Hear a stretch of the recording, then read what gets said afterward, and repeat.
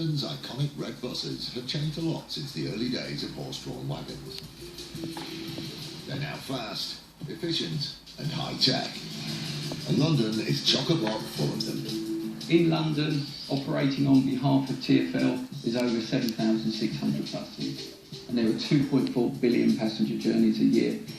Abellio operates 600 of these buses, and out of a whopping 140 million passenger journeys, the vast majority run smoothly.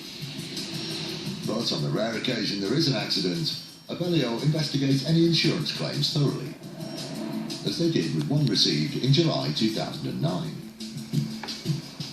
The claim came off the back of our 350 service, which runs from Hayes Station up to Heathrow. In the summer, 11 o'clock at night, our vehicle was trying to park on the bus stand, and there was a VW Charan taxi cab that was just in front of the bus stand, and our bus clipped it as it was parking. Despite only nudging the car, it wasn't long before Abellio were contacted by its occupants. We received in claims from 5 individuals. These claimants were claiming for back and neck injuries of a whiplash type nature, but they were also claiming that they had psychological trauma that was going to last over a year. That was supposedly backed up by medical evidence. All in all, this mounted up to £27,000 worth of claim against us. Hang on, that seems a lot of money for a minor incident. Alan's team began investigating the claim. When the claim came in, we knew something was wrong. As part of their investigations, Alan's team used state-of-the-art technology. We've got kit on our buses that enables us to tell the G-forces of any incident.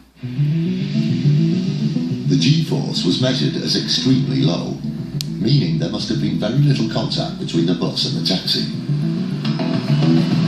The slow impact nature of this incident, there wasn't going to be psychological trauma, there wasn't going to be back and neck injuries. Fortunately, on Abellio's buses, there are up to 16 CCTV cameras covering both the inside and outside of each bus. Alan and his team scrutinised the footage from the date in question, only to discover something very surprising. When we looked at the CCTV, we could see that only the driver was in the cab. In fact, we see the driver get out of the cab, lock it, and go and walk to our driver. And that looks like a suspiciously empty car to me. Clearly the claimants weren't present at the time of the incident. It became apparent to Alan that the insurance claim was simply a pack of lies.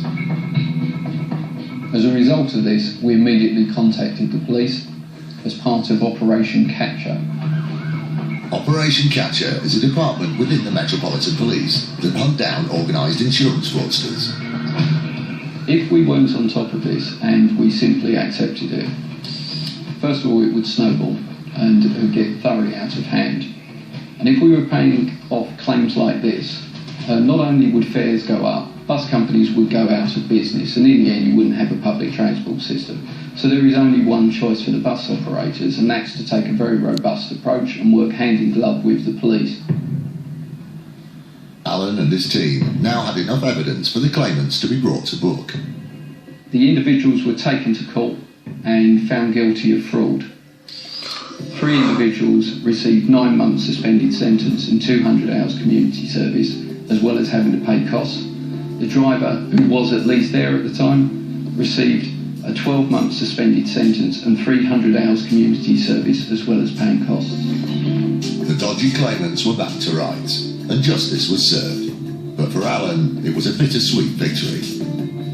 While they were found guilty of fraud, which was satisfactory, I would hope that they would actually receive more robust sentences, because they're premeditated.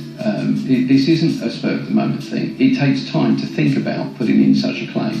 And they were trying to extort nearly £30,000 from the company. That's a problem with. It's those who represent them as well. I think what would help it is if third-party solicitors actually looked at the credibility of claims that come to them. If you looked at this incident and the circumstances of a slow-speed collision, to claim psychological trauma that would last for more than a year, to claim whiplash, back and neck injuries, just really wasn't credible. This case